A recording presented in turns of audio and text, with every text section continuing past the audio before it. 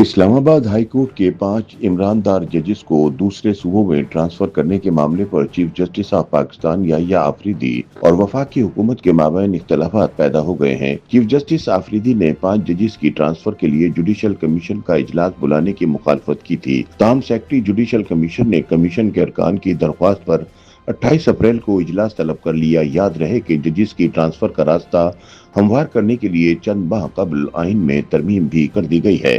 اسلام آباد high court کے 5 ججوں کے مجوزہ تبادلوں نے اب ایک نیا رخ اختیار کر لیا ہے۔ باخبر ذرائع کے مطابق ان ججوں کو متعلقہ ہائی کورٹس کی مرکزی نشستوں کی بجائے علاقائی بینچوں میں تعینات کرنے کی تجویز زیر غور ہے، جس سے اس معاملے کی حساسیت مزید بڑھ گئی ہے۔ اطلاعات ہیں کہ جسٹس محسن اختر کیانی کو لاہور ہائی کورٹ منتقل کر کے ملتان یا بہاولپور بینچ میں تعینات کیا جا سکتا ہے، جبکہ جسٹس بابر ستار کو پشاور ہائی کورٹ کے بنو بینچ میں بھیجنے کی تجویز زیر غور ہے۔ دیگر ججوں میں جسٹس ارباب محمد طاہر کو بلوچستان ہائی کورٹ، جسٹس سمن رفعت امتیاز کو سندھ ہائی کورٹ اور جسٹس خادم حسین سومرو کو سندھ ہائی کورٹ کے علاقائی بینچوں میں تعینات کیے جانے کا امکان ظاہر کیا جا رہا ہے۔ ذرائع کے مطابق یہ معاملہ ایک ایسے وقت میں مزید اہمیت اختیار کر گیا جب اسلام آباد ہائی کورٹ کے چیف جسٹس سردار سرفراز ڈوگر نے ان تبادلوں پر غور کے لیے جوڈیشل کمیشن کا اجلاس بلانے کی درخواست کی ہے۔ اگرچہ چیف جسٹس آف پاکستان نے اس اقدام کی مخالفت کی، لیکن کمیشن کے 5 ارکان کی درخواست پر اجلاس طلب کر لیا گیا، جو اب ان تبادلوں کے مستقبل کا فیصلہ کرے گا۔ دوسری جانب جوڈیشل کمیشن کے اندر اس معاملے پر واضح تقسیم پائی جاتی ہے۔ بعض ارکان کے نزدیک تمام ججوں کے تبادلے کی منظوری مشکل دکھائی دیتی ہے اور امکان ظاہر کیا جا رہا ہے کہ صرف 3 ججوں کے تبادلے کی منظوری دی جا سکتی ہے۔ جسٹس خادم حسین سومرو اور جسٹس ارباب محمد طاہر کے مجوزہ تبادلوں کے بعض حکومتی حلقوں کی جانب سے مخالفت کی جا رہی ہے، جبکہ جسٹس محسن اختر کیانی اور جسٹس بابر ستار کے معاملے میں نسبتاً کم مزاحمت سامنے آئی ہے۔ جسٹس سمن رفعت امتیاز کو بھی ممکنہ طور پر قابل قبول امیدوار سمجھا جا رہا ہے۔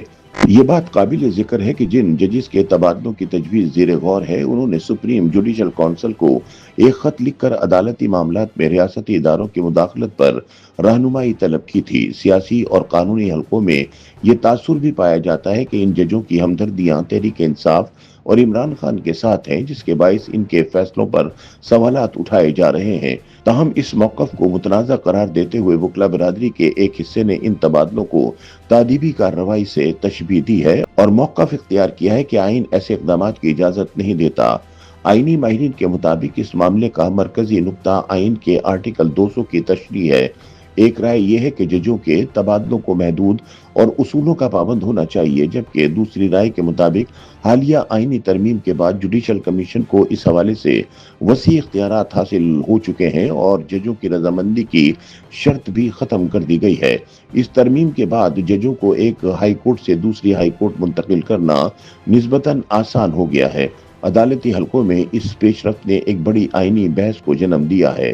ایک طبقہ اسے عدالتی خود مختاری کے لیے خطرہ قرار دے رہا ہے اور خبردار کر رہا ہے کہ اس سے ایک ایسی مثال قائم ہو سکتی ہے جس کے تحت ججوں کو انتظامی بنیادوں پر قابل تبادلہ سمجھا جانے لگے گا۔ دوسری جانب کچھ حلقوں کا کہنا ہے کہ عدلیہ کو سیاسی اثرات سے پاک کرنا ضروری ہے اور اس مقصد کے لیے ایسے اقدامات ناگزیر ہو سکتے ہیں۔ 28 اپریل کو ہونے والا جوڈیشل کمیشن کا اجلاس نہ صرف ان ججوں کے تبادلوں کے حوالے سے فیصلہ کن ثابت ہو سکتا ہے، بلکہ یہ عدالتی خود مختاری، آئینی اختیارات اور ادارہ جاتی توازن کے حوالے سے بھی دور رس اثرات مرتب کرے گا۔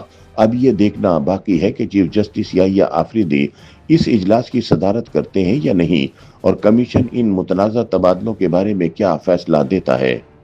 YouTube پر گوگلی نیوز دیکھنے کے لیے youtube.com کی سرچ بار میں googly news T V type کریں۔ گوگلی نیوز کے پیج پر سرخ رنگ کے سبسکرپشن والے بٹن پر کلک کرنا نہ بھولیے۔ YouTube پیج پر اپلوڈ ہونے والی ویڈیوز سے باخبر رہنے کے لیے بیل آئیکن پر کلک کیجیے۔ آپ کو ہر نئی ویڈیو کے بارے میں نوٹیفیکیشن موصول ہو جائے گا۔